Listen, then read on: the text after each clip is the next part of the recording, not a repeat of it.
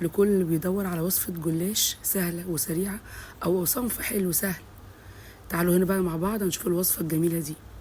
بجيب عندي لفة جلاش تكون مركونة طبعا في الفريزر، تمام، وبقطعها بأي تقطيعة زي ما انتوا شايفين كده. دي كانت مركونة عندي في الفريزر، طلعتها وقطعتها كده زي ما انتوا شايفين. بقطع اللفة كلها زي ما انتوا شايفين القطعة كده، تمام. بجيب عندي صينية بكون دهناها زبدة أو سمنة اللي متوفر عندكم، واجيب عندي بقى نص الخليط اللي انا قطعته. دي نص كوباية سمنة او زبدة زي ما تحبوا، المهم نص كوباية بس هنستخدمها في الوصفة دي. بجيب عندي نص الجلاش اللي انا قطعته. انا عاملة هنا خليط من السمنة على الزبدة، نص كوباية سمنة على زبدة، وبرش كده من السمنة والزبدة على اول طبقة، ودي تاني طبقة برضو رصيتها زي ما انتوا شايفين. اظن مفيش اسهل من كده. وبخلص بقية نص الكوباية على بقية الجلاش. بكون محضرة الفرن درجة حرارة 200، بتقعد بالظبط حوالي تلت ساعة.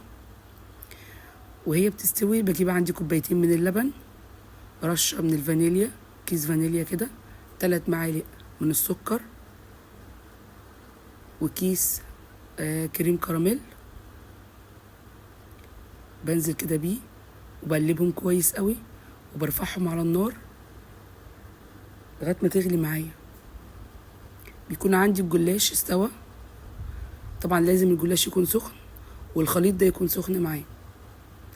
هنا اول ما طلعته كان التاني كان غلي، طلعته كده. الصوص ده عايز اقول لكم الصوص ده حكايه، هيخلي الجلاش فعلا مميز.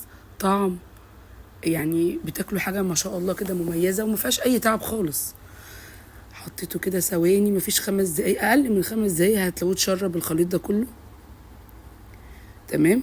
جبت انا كيس الكراميل وحطيته. طبعا مش عايزين تحطوه مفيش مشكله، بس طبعا بيدي برضو طعم حلو ومميز.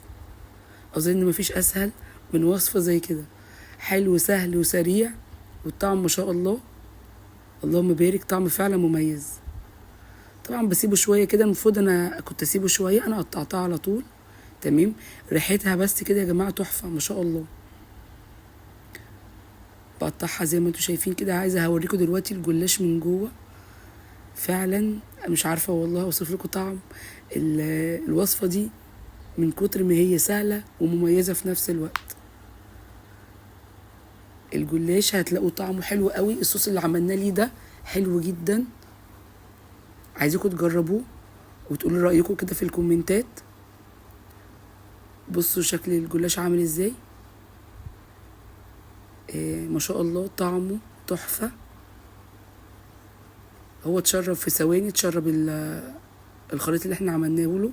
بصوا شكله عامل ازاي، وصفه فعلا مميزه. اتمنى الوصفه عجبتكم، تدعموني بلايك وشير واشتراك في القناه. اشوفكم على خير، سلام.